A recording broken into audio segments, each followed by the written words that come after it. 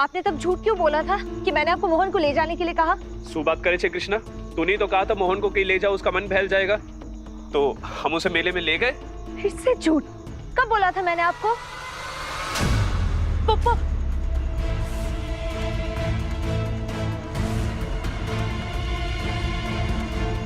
तो पहले ही इस नालायक मोहन ने हर जगह हंसी उड़ा के रखी हुई है, ऊपर से तूने पूरे शहर के सामने मेरे चेहरे पे कालक पोत दी। बोल, क्या करने गई थी वहां? मैं कब से एक ही बात कहने की कोशिश कर रहा हूँ।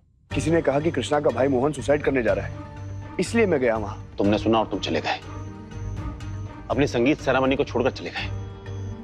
पुलिस को कॉल कर लेते, मुझे बता देते, लेकिन नहीं। तुमने एक बार नहीं सोचा कि यहाँ पे मेहमानों को हम क्या जवाब देंगे? एग्जैक्टली। सच सच बताओ आर्यमन, तुम हर बार मेरी बेटी का दिल तोड़ के उस मामूली लड़की के पीछे क्यों चले जाते हो? ऐसा क्या स्पेशल रिलेशनशिप है तुम्हारा उसके साथ? मेरा उनके साथ कोई रिश्ता नहीं है पापा। आप भरोसा करो मुझ पे। आर्यमन सर बस मेरी मदद करने आए थे उस दिन। या मारी फुलवारी, या मदद चाहिए थी तो मेरे को पूछना चाहिए था ना। अरे मैं आ जाता था बौरा बन के तेरे पास मदद करने का। आर्यमन सर को उनके संगीत वाले प्रोग्राम से बुलाने की जरूरत क्या थी? हा? मैंने उनको मोहन के बारे में नहीं बोला था, वो खुद आए थे वहाँ पे। अरे मान ली तेरी बात कि वो खुद आए थे, पर समाज तो नहीं मानेगा ना।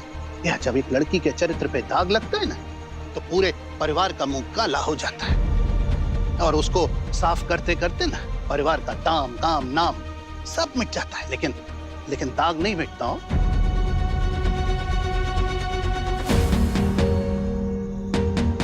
अब तो लोग का मुंह बंद करने का एक ही तरीका है। क्या? कृष्णा की शादी।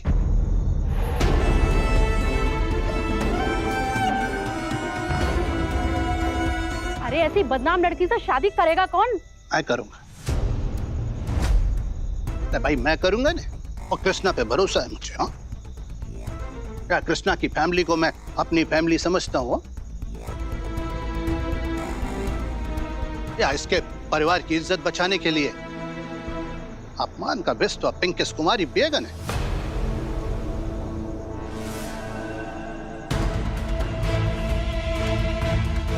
दीदी, तू इस पिंकी से शादी मत करना।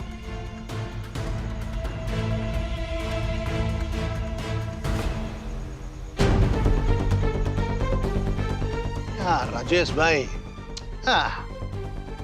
हम शर्मिंदा कर रहे हो। हाँ, प्लीज आर्यमन के बारे में ऐसी ओछी बातें मत करो। सृजला ठीक ही तो कह रही भाभी। आर्यमन को आज जवाब देना पड़ेगा कि कृष्णा के साथ इसका क्या रिश्ता है।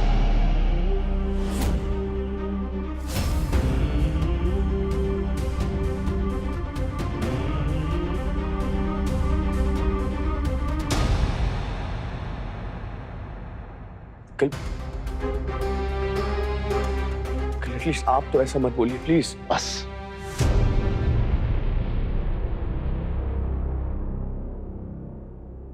जहां रिश्ते की शुरुआत में ये हालत है, भगवान जाने आगे क्या होगा।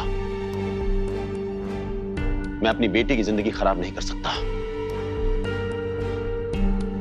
आर्यमन की शादी अनन्या के साथ नहीं हो सकती।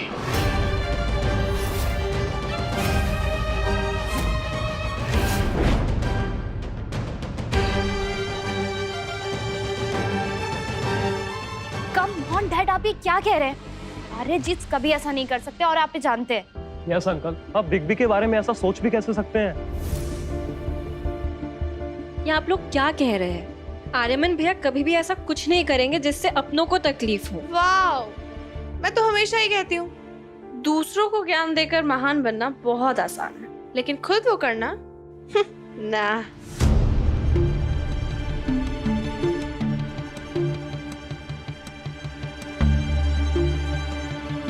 सॉरी भाभी, मैं सपने में भी नहीं सोच सकता था कि आर्यमन ऐसा करेगा।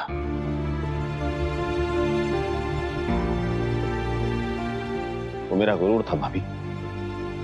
मैंने उसे अपने बच्चे से भी बढ़कर माना है, लेकिन आज उसने मेरा सर शर्म से झुका दिया। मैं माफी चाहता हूं। मैं अपने दोस्त भरत को दिया हुआ वादा तोड़ रहा हूं।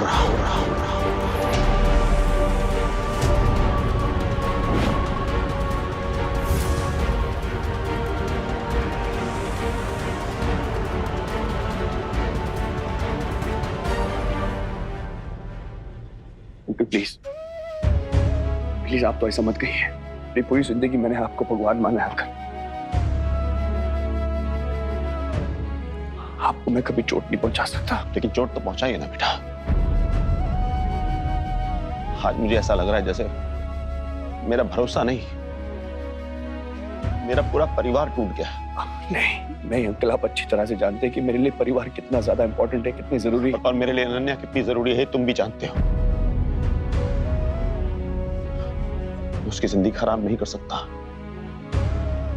उसकी खुशी के लिए कुछ भी कर सकता हूं मैं।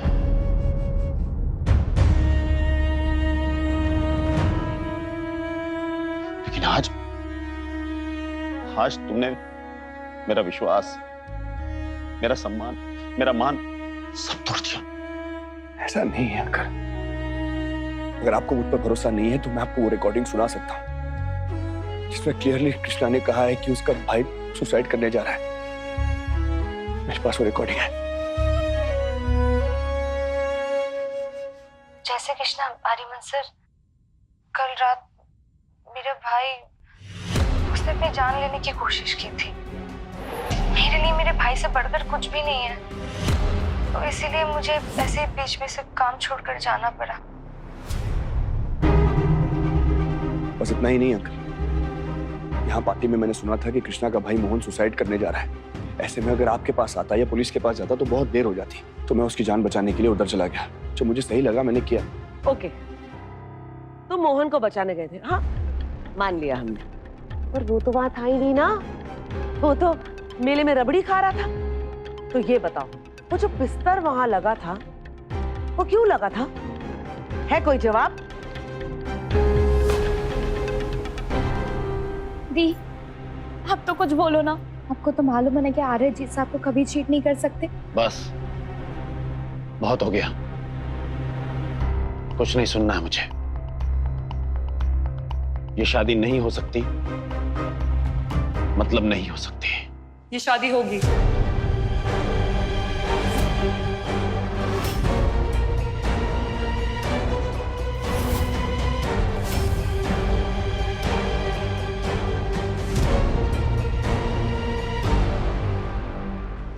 मुंह मीठा करने का वक्त है ये। हाँ, मिठाई में साथ में लेके आया हूँ। अब आपके घर का दामाद बनने वाला हूँ।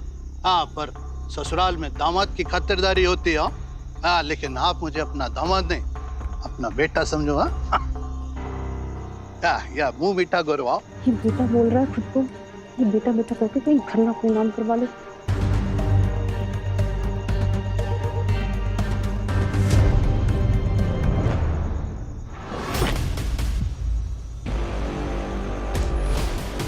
क्या बदतमीजी है? मैं इस पिंकी से कभी शादी नहीं करूंगी। सुना आप लोगों ने? मैं मर जाऊंगी पर इस लालची खोटू झूठों से कभी नहीं शादी करूंगी। दिमाग सही है तेरा? पिंकी जी तेरा भला सोच रहे हैं। पापा ये भला सोच रहे हैं? ये एक बिच्छू को भी जिंदगी में शहद चटाओगे ना तो वो भी डंकी मारेगा। मैं सब समझ सकती हूँ। ये पिंकी जी, ये सब तमाशा ये आकाश भाई, शैलेश भाई, इन सब लोगों ने मिलकर किया है। मोहन को इस्तेमाल करके मुझे फंसाया गया है। मैं इन्हें इनके इरादों में कभी कामयाबी नहीं होने दूंगी, चाहे इसके लिए मुझे अपनी जान ही क्यों ना देनी पड़े। बस राजेश भाई, ज्यादा गुस्सा करने की जरूरत न थी। ठीक रीचे। अरे ठीक है ना कि अगर कृष्णा मुझसे शादी करना नहीं चाहती तो कोई बात नहीं।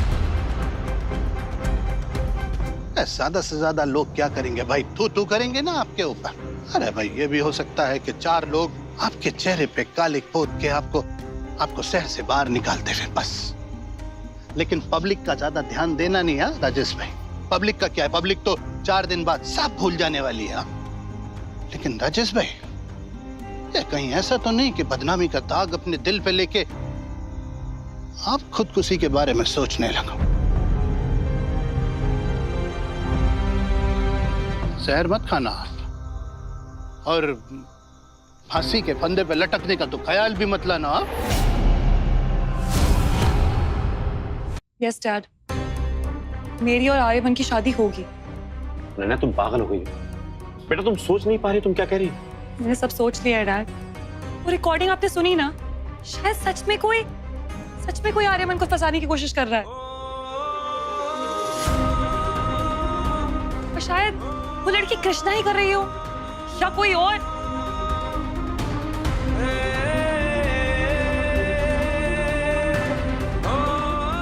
लाइफ में अगर मैंने किसी को सबसे ज्यादा चाहा है तो वो आर्यमन है डैड। मुझे पूरा भरोसा है आर्यमन पे, वो मुझे कभी भी चीट नहीं कर सकता। तो क्या कर रही, तेरा दिमाग खराब हो गया? तुम्हारे डैड बिल्कुल सही डिसीजन ले रहे हैं। प्लीज ये बेकार की जिद को छोड़ो। जिद नहीं है मॉम, प्यार है।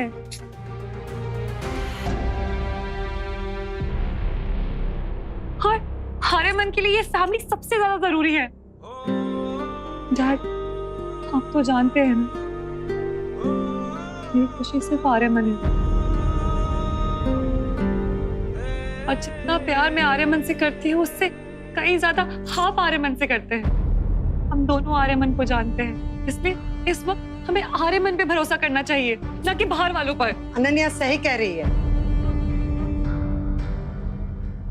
अनन्या ने एकदम समझदारी की बात की है। बेटा बाहर वालों के लिए ना अपनों के दिल तोड़े जाते हैं ना अपनों से रिश्ते। बस अब हम सब कल ही वापस मुंबई जाएंगे और एक अच्छा सा मुहूर्त देख के एक नई डेट निकालेंगे अनन्या और आर्यमन की शादी के लिए।